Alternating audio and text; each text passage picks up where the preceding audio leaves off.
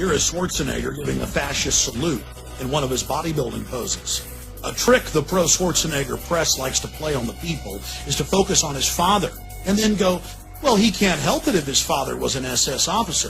What they don't like to focus in on is Nazi war criminal Kurt Waldheim, who was Secretary General of the United Nations. At his wedding to Maria Shriver in 1986, in front of a massive press in attendance, he said the following: "My friends don't want me to mention Kurt's name because of all the recent Nazi stuff and the UN controversy, but I love him, and Maria does too, and so thank you, Kurt." Here's a photo of Arnold Schwarzenegger with Kurt Waldheim in Austria in 1999. Kurt Waldheim was an elite Nazi as well, an officer in the SS.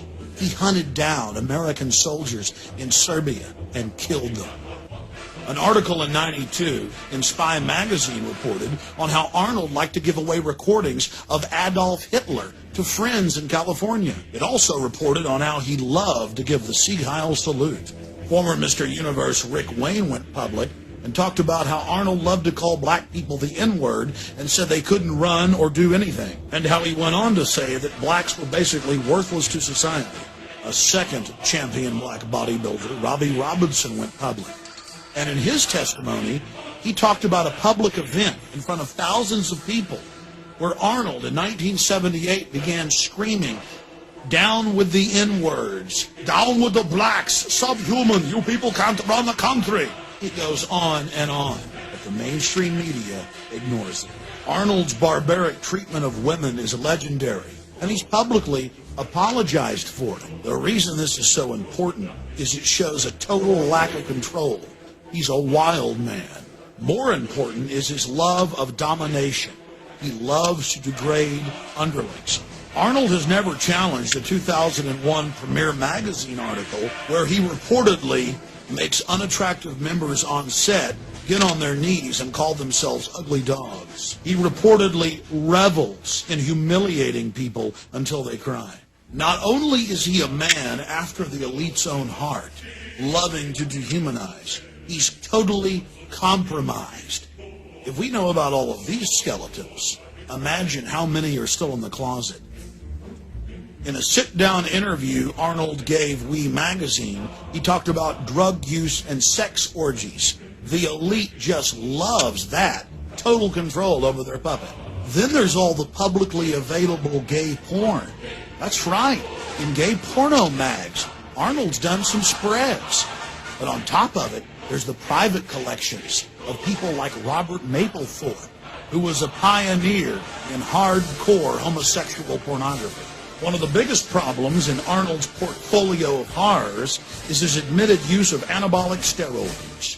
Anabolic steroids, especially heavy use, can permanently change one's psychological makeup. He's also been a poster child for steroid use that has been a ravage on the youth of America. But being a bad role model is nothing compared to the psychological effects that include mania, roid rage, extreme aggression, delusions of grandeur. This is what testosterone and its derivatives cause. It's in the medical handbooks. So let's look at this again. An individual who says he wants to be a dictator, who reportedly hands out recordings of Adolf Hitler's speeches, who openly promotes admitted Nazis like Kurt Waldheim after they're exposed as Nazis and doesn't apologize about it, now wants to be our president. And he's taken a drug that can permanently alter the chemistry of the brain, making you domineering and aggressive and delusional.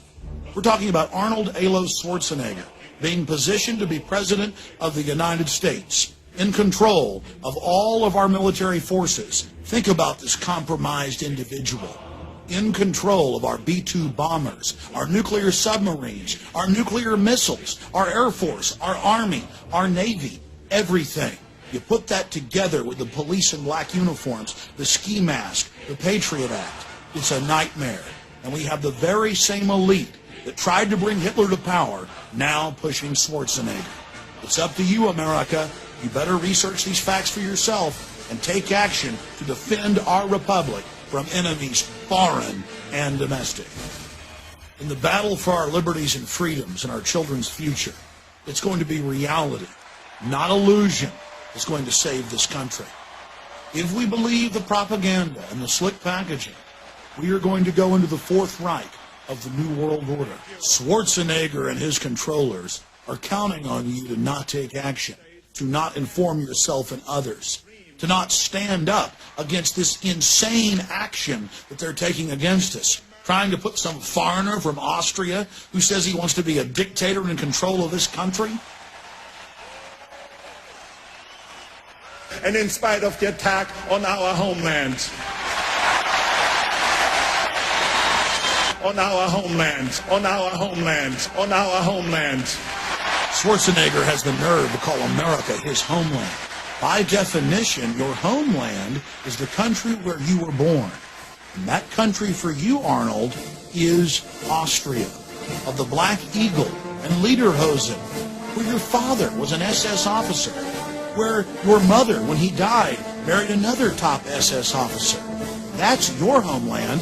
Your homeland is the birthplace of Adolf Hitler, and America will never be your homeland. Your claim of America as your homeland is as false as everything else you do.